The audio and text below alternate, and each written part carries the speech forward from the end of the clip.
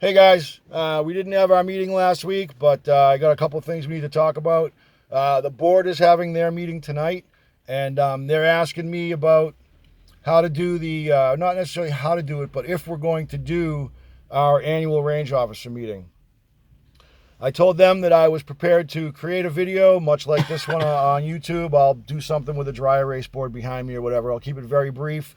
I will explain the process for renewal and why we're having the meeting, and whatever the process that the board determines to get their virtual renewals done.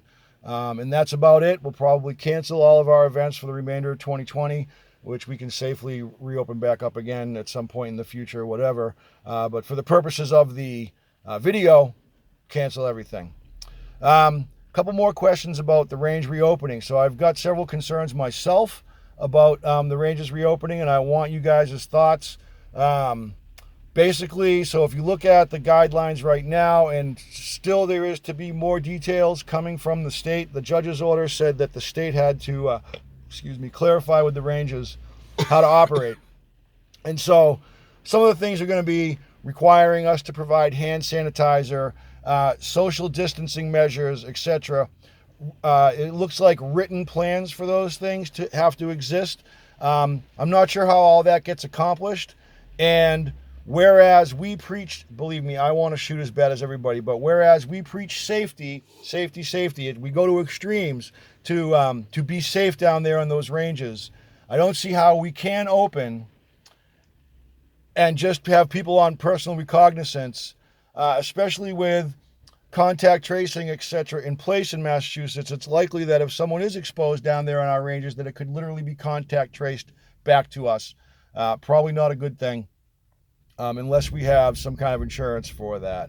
So, without more clarity from the state and more clarity from ourselves and leadership, I would still vote to keep the ranges closed until we can figure out what the proper controls are and how to implement them and sustain them. I don't see how it can be done without some kind of scheduling or something. If we just say the club is open again, we're going to have 50 people down there at the rifle range on the first day. You can imagine the shit show that it'll be. It's already not safe when it's crowded down there, and so I can imagine with people itching how bad it would be. It's just potential for a lot of things to go wrong. So I want your thoughts.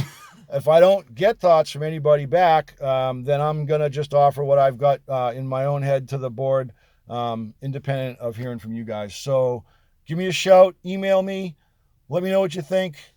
Make a video like this if you want and uplink it. But either way, give me some input in the next 24 hours so I can feed back to Jeff and Pete tomorrow after their meeting what we have to say. I basically already gave them a brief on, this is how I feel. This is what we got going on. I feel like a lot of you guys will probably agree with me.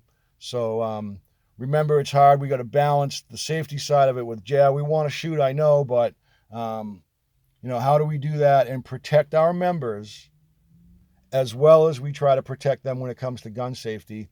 Now we have to worry about germ safety. So something to think about. Give me a shout, like I said, and if not, I'll feed back to you guys tomorrow, the next day, on what some of the outcomes were from the meeting. So hope you're all well, and take care of yourselves, and I'll talk to you soon.